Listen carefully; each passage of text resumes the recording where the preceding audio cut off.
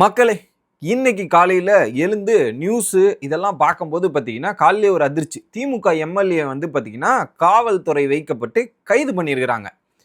கைது பண்ண உடனே பார்த்தீங்கன்னா, எல்லாம் திமுக தரப்புலருந்து பார்த்தீங்கன்னா, ஏகப்பட்ட எதிர்ப்புகள், ஏகப்பட்ட கேள்விகள் கேட்குறாங்க. அப்படி என்னடா அந்த எம்எல்ஏ பண்ணிட்டாரு? அதுக்கு கைது பண்ணணுமா? அப்படின்னு போய் செக் பண்ணி பார்த்தா, அவர் பண்ணதுக்கு கைது தான் பண்ணணும். அதை தான் பண்ணியிருக்காங்க. ஆனா இவங்க வந்து அதுக்கு ஒரு வேற மாதிரி ஒரு விஷயத்த வந்து அப்படியே ப்ரொஜெக்ட் பண்றாங்க.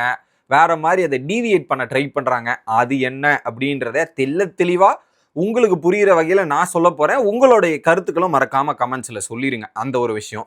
இரண்டாவதாக, இப்ப சென்னையை சுத்தி நிறைய கட்டிடங்கள் கட்டப்பட்டிருக்கு. கடந்த ஆண்டுல நிறைய வேலையில ஈடுபட்டிருந்தாங்க இல்லையா? 6300க்கு மேற்பட்ட கட்டிடங்கள் கட்டப்பட்டிருக்கான். அதுக்கு இப்போ ஒரு செக்கிங் ப்ராசஸ்ல இறங்கி இருக்கிறாங்க தாவேக்கா. அது என்ன அப்படின்றது தான் இந்த வீடியோவோட தொகுப்பா இருக்க போது.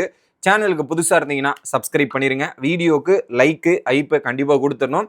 ஃபேஸ்புக் மற்றும் யூடியூப்ல நிறைய பேர் ஃபாலோ பண்ணாம வீடியோ பாக்குறீங்க. ஃபாலோ பண்ணிட்டு வீடியோ பார்க்குமாறு கேட்டுக்கொள்கிறேன். இப்போ கண்டென்ட்டுக்குள்ள போயிடலாம். தூத்துக்குடியில மார்கண்டேயன் அப்படின்ற திமுக எம்எல்ஏவை இன்னைக்கு காலையில வந்து காவல்துறையினர் வந்து போயிட்டு கைது பண்றாங்க.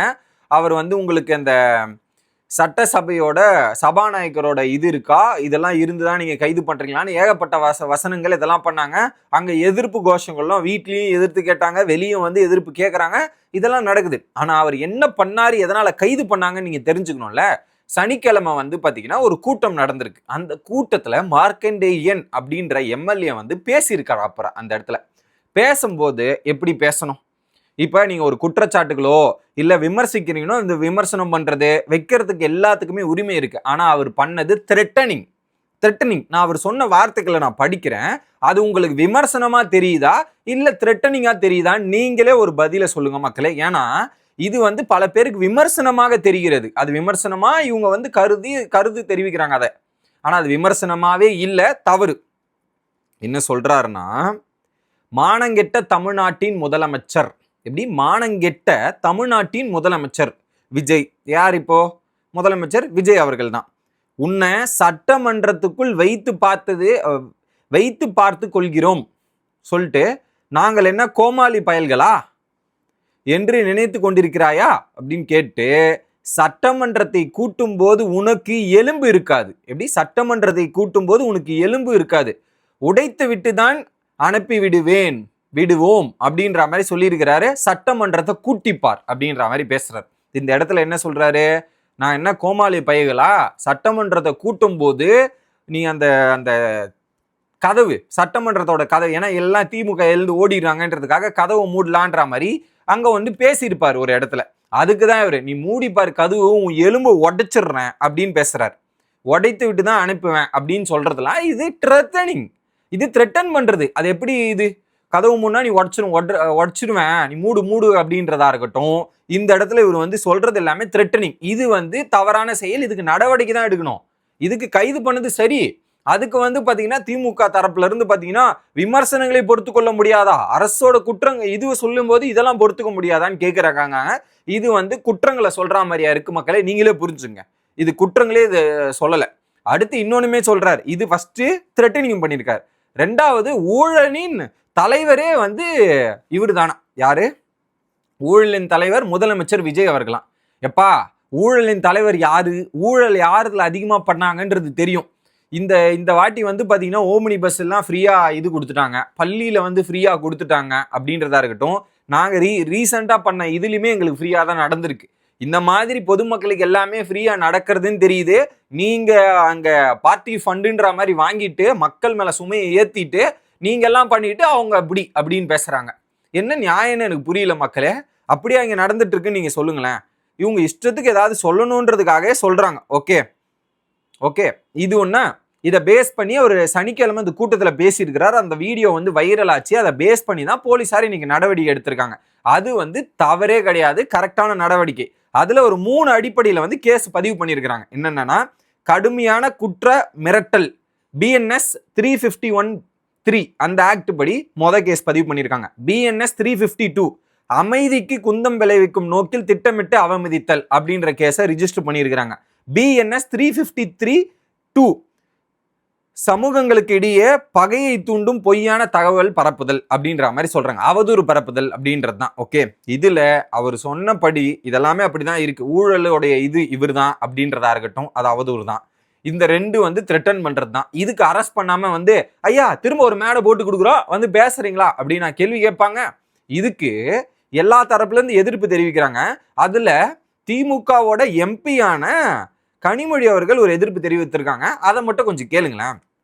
விளாத்திக்குளம் சட்டமன்ற உறுப்பினர் திரு அந்த மார்க்கண்டேயன் அவர்கள் அராஜகமான முறையில் கைது செய்திருக்கும் தாவேக அரசின் செயல் வன்மையாக கண்டிக்கத்தக்கது. என்ன அராஜகம் பண்ணாங்க? நீங்க தான் அராஜகமா அவர் தான் அராஜகமா பேசினது, த்ரெட்டன் பண்ணது, அதுக்கு அரெஸ்ட் தாங்க பண்ணுவாங்க.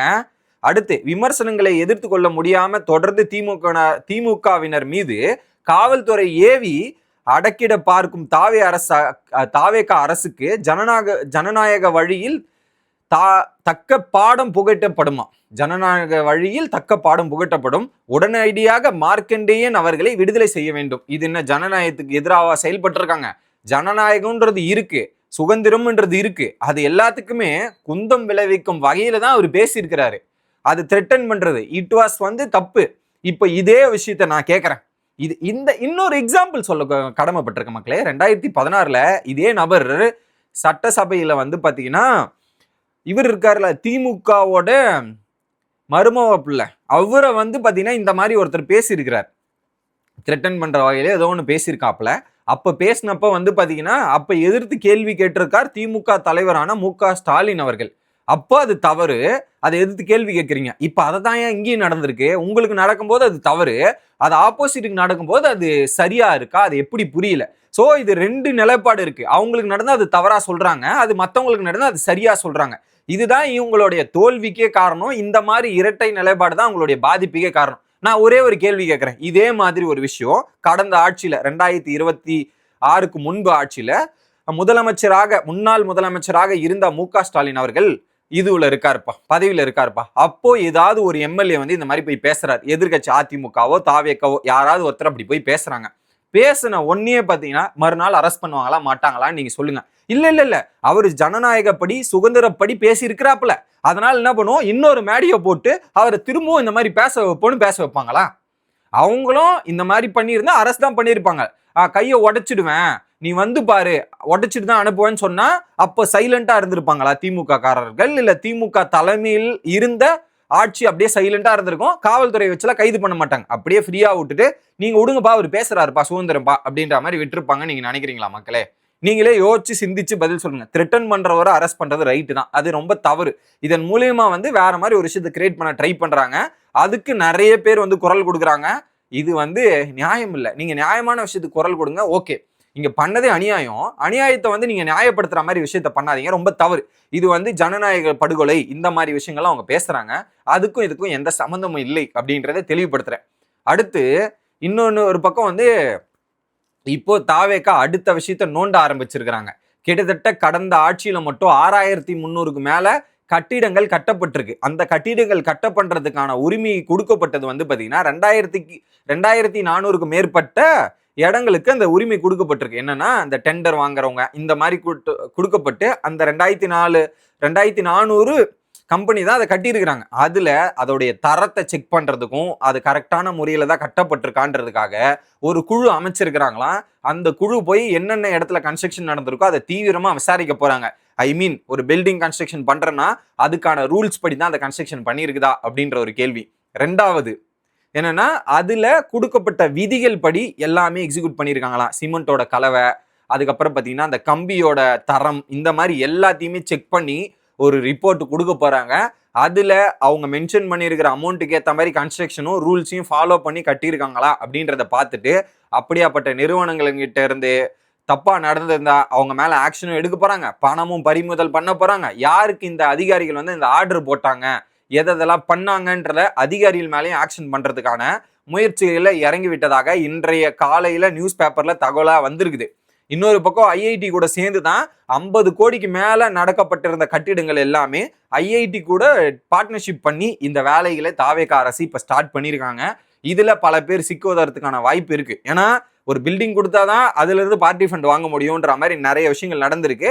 இதுல நிறைய முறைகேடு நடந்திருப்பதாக தகவல் வந்ததால தான் இப்ப அடுத்து விரைவா அதை முழுசா நிரூபிக்கணும், ஆதாரத்தோட ப்ரூவ் பண்ணுறதுக்காக தீவிரமா இறங்கி செயல்பட ஆரம்பிச்சிருக்காங்கன்றத காலையில் நியூஸ் பேப்பர்ல வந்திருக்குது. அதை உங்ககிட்ட எடுத்துட்டு வந்து சொல்லணும்னு நினைச்சேன். ஸோ எப்பவுமே சாயந்தரமா தானே வீடியோ போடுவேன், இன்னைக்கு என்ன சீக்கிரமா வந்துட்டேன்னா இந்த ஒரு விஷயம் வந்து தவறுதலாக சொல்லப்படுகிறது. அதை நீங்களே புரிஞ்சுக்கிட்டு உங்களுடைய கருத்துக்களை கமெண்ட் செக்ஷன்ல சொல்லுங்க. ஸோ சுதந்திரம் என்பது வேறு, தனி மனித தாக்குதலோ அப்புறம் பார்த்தீங்கன்னா விமர்சனன்ற பேர்ல மிரட்டுதலோ வேறு அப்படின்றதான் என்னோட கருத்து. இது மிரட்டுதலா இருக்கு அப்படின்றதுக்காக தான் அரெஸ்ட் பண்ணியிருக்காங்கன்றத சொல்லிக்கிட்டு வீடியோ முடிக்கிறேன். மறக்காம உங்க கருத்துக்களை கமெண்ட் செக்ஷன்ல போட்டுருங்க. Bye guys.